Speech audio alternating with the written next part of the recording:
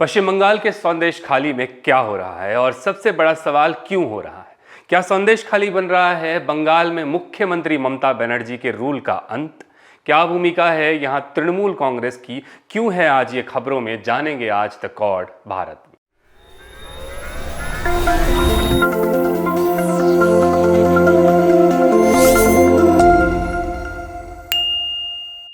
बातों को इधर उधर ना घुमाते हुए सीधा चलते हैं मुद्दे पर। संदेश खाली, जो कि नॉर्थ 24 परगना में स्थित है, वहां तृणमूल कांग्रेस के एक लीडर शाहजहां शेख हैं इस पूरे मुद्दे की जड़। एक ऐसा लीडर जो आज पूरे देश, खासकर की महिलाओं के लिए एक गुंडा है, एक दरिंदा है। पहले चलते हैं 5 जनवरी 2024 में, जिस दिन ईडी यानी एनफोर्समेंट डायरेक्टरेट का छापा पड़ने वाला होता है शाहजहां शेख के घर अकुंजीपाड़ा में। और रीजन, राशन डिस्ट्रीब्यूशन स्कैम। और ये स्कैम कोई छोटा मोटा स्कैम नहीं है, ये स्कैम है पूरे 10,000 करोड़ रुपयों का। इसे लेकर पिछले साल 27 अक्टूबर को ममता कैबिनेट के मिनिस्टर ज्योतिप्रिया मलिक को भी गिरफ्तार किया जाता है। लेकिन 5 जनवरी को जब ईडी की टीम टीएमसी के लीडर शाहजहां शेख के घर पहुंचती है तो जनाब वहां से भाग चुके होते हैं, फरार हो चुके होते हैं, क्योंकि डर होता है सेंट्रल गवर्नमेंट के लॉ ऑफिसर्स के हाथों पकड़े जाने का। उनके ऊपर इतने सारे सेक्शंस में केस फाइल किए गए होते हैं कि हम आपको वो डिटेल बताएं तो शायद पूरा दिन निकल जाए। लेकिन जब ईडी की टीम वहां पहुंचती है तो एक मॉब, जो कि शाहजहां शेख या फिर उनकी पार्टी के सपोर्टर्स जो भी हो, वो ईडी की टीम पर पत्थरबाजी कर देते हैं। इसी बीच वेस्ट बंगाल पुलिस ईडी की टीम के खिलाफ एक केस रजिस्टर कर देती है बिना अनुमति के शाहजहां शेख के घर में घुसने के लिए। और मुख्यमंत्री साहिबा कहती है कि उनके राज्य में ईडी का उपयोग करके लॉ एंड ऑर्डर की सिचुएशन को खराब किया जा रहा है। शाहजहां के भाग जाने से उनका जो होल्ड है अपने इलाके में वो कमजोर पड़ जाता है और कई महिलाएं रास्ते में निकल जाती हैं, अपनी आवाज बुलंद करती। ये महिलाएं जो अधिकतम SC ST कम्युनिटी से बिलोंग करती हैं, वो आरोप लगाती हैं कि शाहजहां शेख जबरदस्ती लोगों की जमीन हड़पते थे, उन जमीनों पर तालाब बनाकर प्रॉन कल्टीवेशन करते थे। और सबसे गंभीर आरोप था कि शाहजहां अपनी पार्टी के तृणमूल कांग्रेस के लोगों के साथ मिलकर लोगों के घरों में सर्वे करते थे और जहां खूबसूरत लड़कियां होती थी उन्हें पार्टी ऑफिस ले जाकर उनका गैंग रेप किया जाता था। अब इसकी डिटेल में जाने से पहले जानना होगा कि शाहजहां शेख है कौन। 42 साल के टीएमसी के लीडर एक वक्त में बचपन में नॉर्थ 24 परगना में एक मछुआरे के रूप में काम करते थे। साल 2004 में शाहजहां पॉलिटिक्स में एंट्री करते हैं, जब वो ईंट की भट्टी में काम कर रहे लोगों के लिए एक यूनियन लीडर बन जाते हैं और फिर communist party of India Marxist के साथ जुड़ जाते हैं। सालों बाद CPIM का दबदबा खत्म होता है ममता बनर्जी के हाथों और शाहजहां शेख भी 2012 में ज्वाइन कर लेते हैं तृणमूल कांग्रेस। साल 2018 में शाहजहां सरबेरिया अगरहाती ग्राम पंचायत के डेप्यूटी हेड बन जाते हैं। भले ही ये कोई बड़ी पॉलिटिकल पोजीशन ना हो, लेकिन अपने इलाके में अपना वर्चस्व स्थापित करने के लिए एक काफ़ी पोजीशन है। और उसी दौरान वो क्लोज होते हैं राशन डिस्ट्रीब्यूशन स्कैम वाले ज्योतिप्रिया मलिक के साथ। खैर, 5 जनवरी को शाहजहां शेख के फरार हो जाने के बाद संदेश खाली की कई महिलाएं पुलिस स्टेशन का घेराव कर लेती है। उनकी मांग होती है शाहजहां और उनके दोस्त शिव प्रसाद हाजरा और उत्तम सरदार को गिरफ्तार किया जाए। महिलाओं का आक्रोश इस कदर बढ़ गया कि 9 फरवरी में वे शिव प्रसाद हाजरा के 3 पोल्ट्री फार्म में आग लगा देती है। महिलाएं कहती हैं कि हाजरा और शाहजहां के द्वारा लोगों की जमीन हत्या कर ये फार्म बनाए गए थे। बढ़ते तनाव को देखकर पुलिस ने पूरे इलाके में धारा 144 लगा दी। 16 पंचायतों में इंटरनेट बंद कर दिया गया, जिसके बाद हाजरा को अरेस्ट भी कर लिया गया।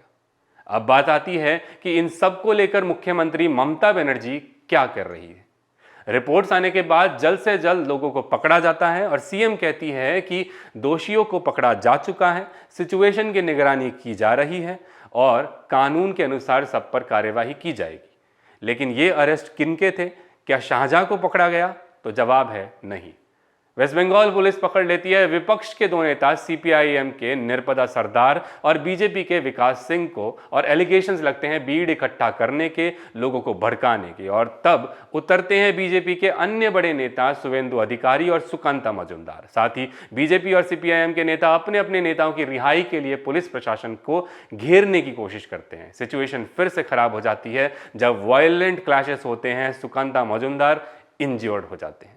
सिचुएशन इस कदर गंभीर हो जाती है कि शुभेंदु अधिकारी को भी वहां जाने से रोका जाता है। साथ ही साथ एनसीएससी यानी national commission of schedule caste और एनडब्ल्यूसी यानी नेशनल विमेंस कमीशन के लोगों को भी संदेशखाली में एंटर करने से रोका जाता है पश्चिम बंगाल की पुलिस द्वारा।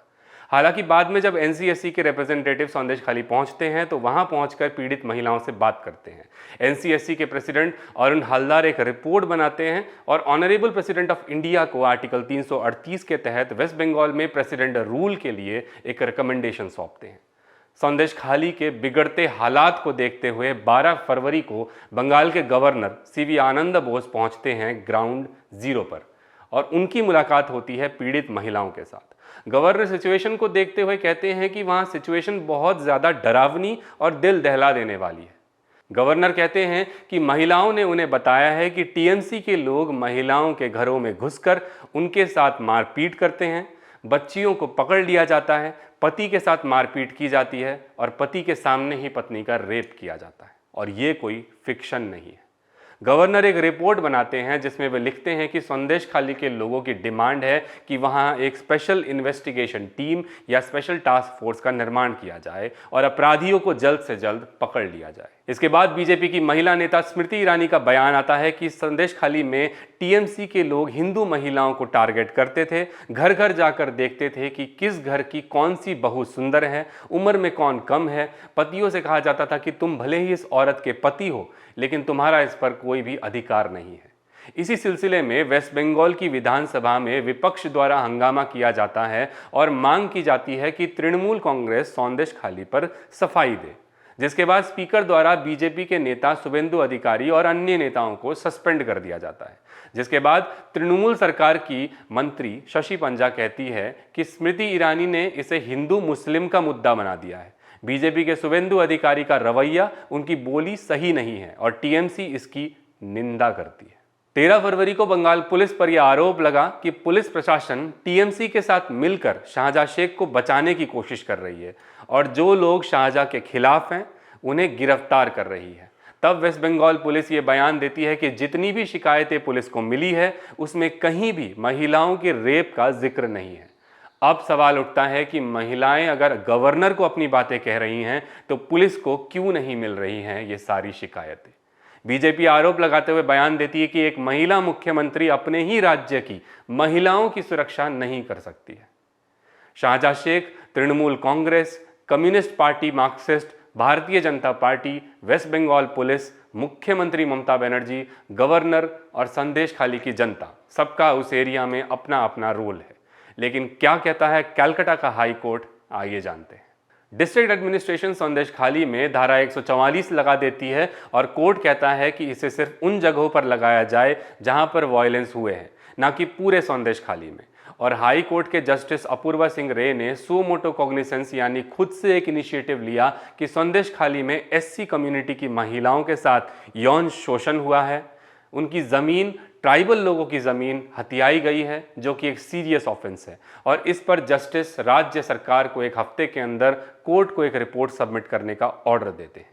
इसी बीच एडवोकेट अलख आलोक श्रीवास्तव सुप्रीम कोर्ट में संदेशखाली को लेकर एक PIL यानी पब्लिक इंटरेस्ट लिटिगेशन फाइल करते हैं और डिमांड करते हैं कि कोर्ट जल्द से जल्द एक स्पेशल इन्वेस्टिगेशन टीम या CBI को संदेशखाली की जिम्मेदारी दे, विक्टिम्स को कंपेंसेशन भी दे और आरोपी पुलिस ऑफिसर्स के खिलाफ डिसिप्लिनरी एक्शन भी ले। हालांकि 19 फरवरी को सुप्रीम कोर्ट इस PIL को रिजेक्ट कर देती है, ये कहकर कि कलकत्ता हाई कोर्ट पहले ही इस पर सुओ मोटो कॉग्निसेंस ले चुका है। 18 फरवरी को मुख्यमंत्री ममता बनर्जी कहती है कि संदेशखाली में जो भी हुआ वो भारतीय जनता पार्टी की चाल है। वेस्ट बंगाल के सूरी में आयोजित एक प्रोग्राम में मुख्यमंत्री साहिबा ने कहा कि पहले बीजेपी ने अपने दोस्त ईडी को संदेशखाली भेजा और फिर ईडी के दोस्त बीजेपी संदेशखाली पहुंचे, अपने कुछ मीडिया साथी ले आए और वहां उन्होंने दंगा किया।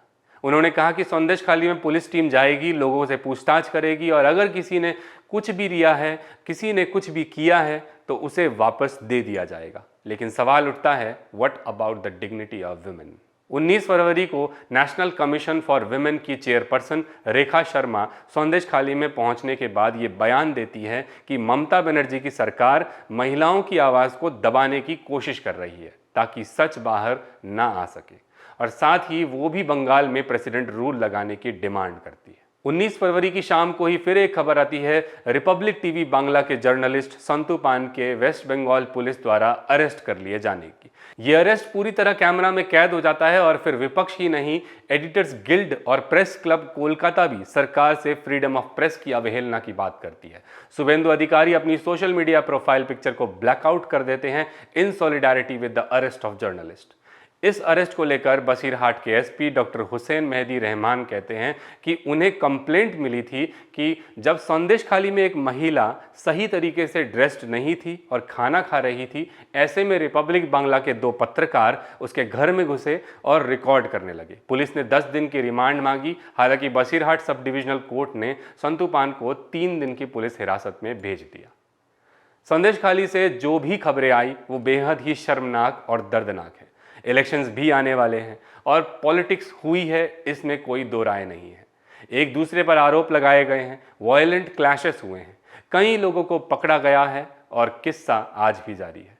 ममता बनर्जी की पार्टी तृणमूल कांग्रेस के नेताओं पर जो गंभीर आरोप लगे हैं वो सरकार को राज्य से हिला कर रख सकते हैं और ममता बनर्जी पूरे भारत की इकलौती महिला मुख्यमंत्री की जवाबदेही संदेशखाली पर बेहद ही जरूरी है। सिर्फ इसलिए नहीं कि ये मुद्दा बंगाल का है या टीएमसी के लोगों पर आरोप लगे हैं, बल्कि इसलिए क्योंकि ममता बनर्जी महिलाओं के लिए, महिला अधिकारों के लिए और उनकी सुरक्षा की बात करती ही रहती है। इन सब में एक चीज़ है जो आज भी रह गई है और वो है शाहजहां शेख का पकड़ा जाना और महिलाओं को न्याय मिलना। ये कब तक होगा, आने वाले दिन ही बताएंगे। नॉर्थ बंगाल और सिक्किम की खबरों के लिए फॉलो करें और सब्सक्राइब करना ना भूलें द कॉर्ड भारत को। खबरें हमारी, साथ आपका।